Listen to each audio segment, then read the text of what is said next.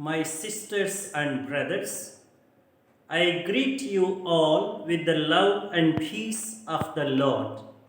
I invite you to meditate together with me on the Holy Word of God of 16th January 2021. The focus of our reflection: God's ways are always mysterious and incomprehensible. It is better to surrender to them.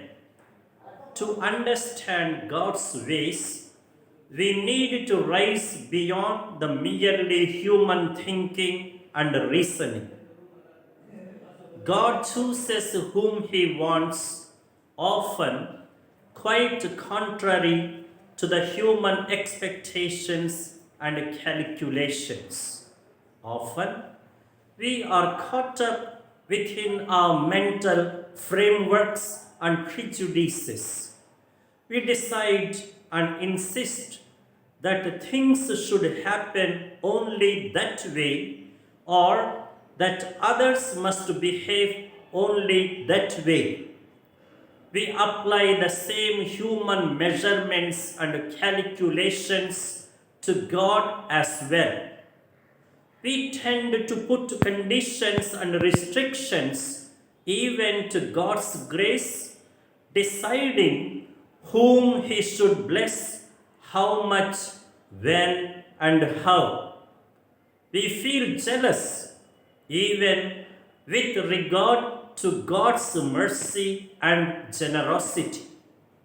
This is what happens in the story of Levi.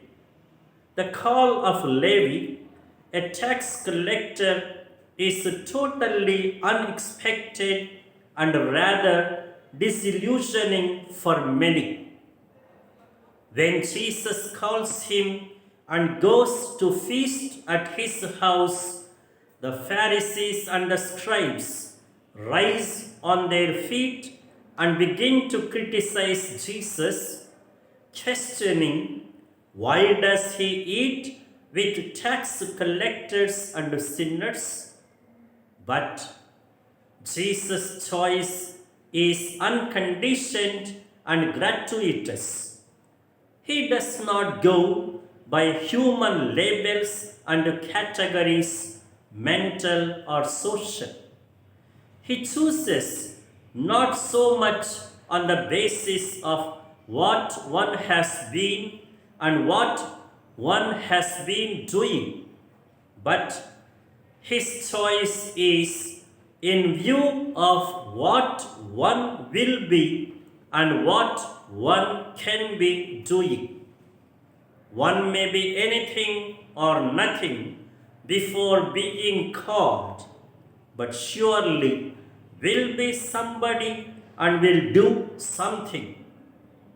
Jesus came not to gather and entertain and elevate the righteous, but to seek and transform the sinners into the righteous. He declares convincingly, I came not to call the righteous, but sinners. The call of Levi must make us to reflect on our own vocation. We must become deeply aware of its immense value and grow in humble gratitude. We must also rededicate ourselves to strive to live worthy of our call. For this, we need to be always open to the reflecting and living of the Word of God, as the first reading from the letter to the Hebrews reminds us. The Word of God is living and active, sharper than any double-edged sword, piercing to the soul and spirit. We need honesty and openness to realize what we are and to become what we must be. And now the direction and the directive for our life.